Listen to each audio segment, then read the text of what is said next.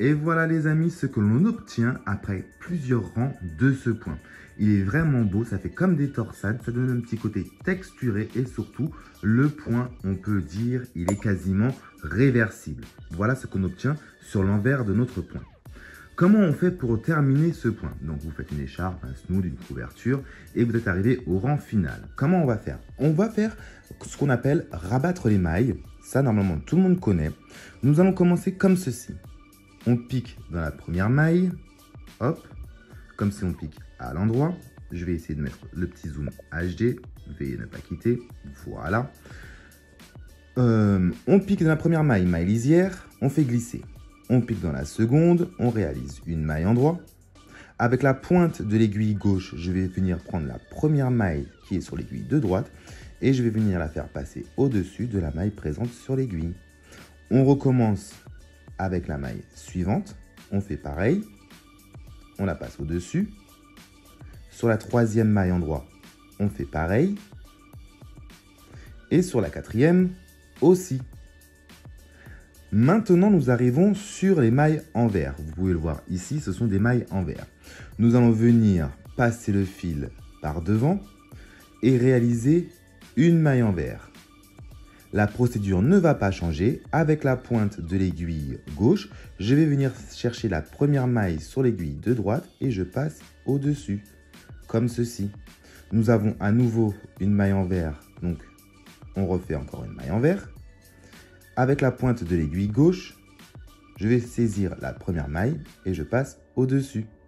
Nous arrivons à nouveau sur des mailles endroit. Je repasse mon fil par devant. Je réalise une maille endroit et comme on l'a vu au début de cette vidéo, hop, on fait passer la maille au-dessus,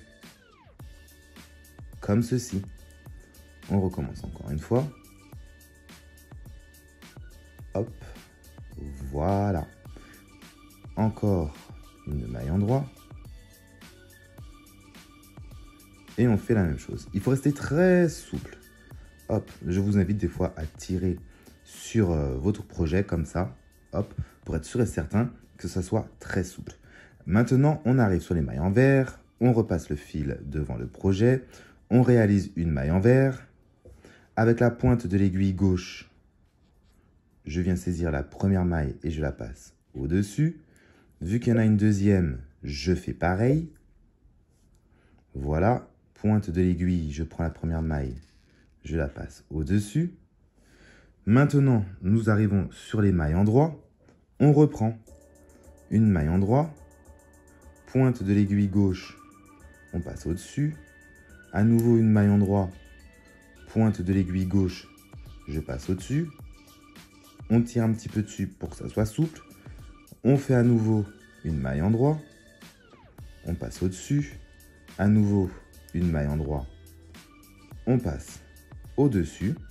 Nous arrivons sur des mailles envers, je passe le fil devant le projet et je réalise une maille envers.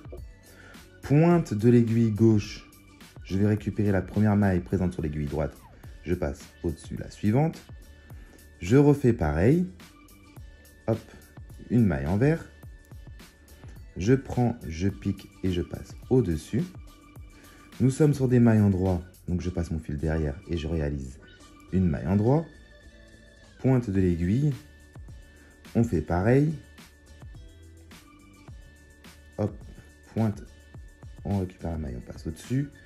Encore une maille endroit.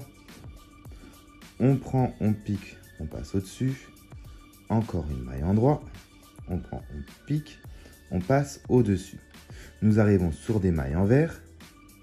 Je prends, je pique, je fais comme pour une maille envers. La pointe de l'aiguille gauche, je viens chercher la première maille présente sur l'aiguille de droite. Je fais pareil sur la maille suivante. Pointe de l'aiguille, je pique sur la première. Hop, je passe au-dessus. Je tire pour accorder un petit peu de souplesse à mon projet. Nous sommes sur notre dernière maille, la maille lisière qui se tricote à l'endroit puisque nous sommes sur un rang à l'endroit. Je prends, je pique, je passe au-dessus. Et voilà, nous arrivons à notre dernier rang. Maintenant, nous allons chercher notre paire de ciseaux et nous allons venir couper notre fil. Hop, voilà, le fil est coupé.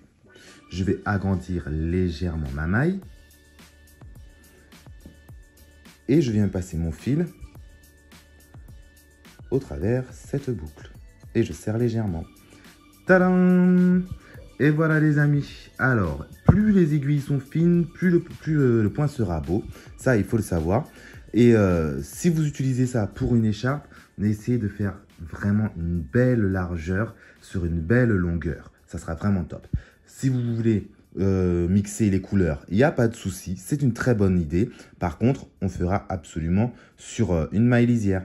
Alors, on va voir aussi, pendant qu'on parle de la maille lisière, regardez en haut ce qu'on obtient. On obtient une belle finition, souple. Le projet ne se resserre pas, vous pouvez le voir. Sur le côté, la première maille qu'on n'a pas tricotée tout le long, ça nous donne une maille lisière, ce qui est important pour les écharpes et les couvertures. Le rang de montage avec la technique dite du pouce, c'est OK, c'est tout bénef. Et de l'autre côté, toujours notre maille lisière. Et voilà les amis. Vous avez aimé cette vidéo ou vous voulez d'autres vidéos? N'oubliez pas de vous abonner à ma page Facebook Jimmy Tricotin. Et je vous dis à bientôt pour une autre vidéo et un autre tuto.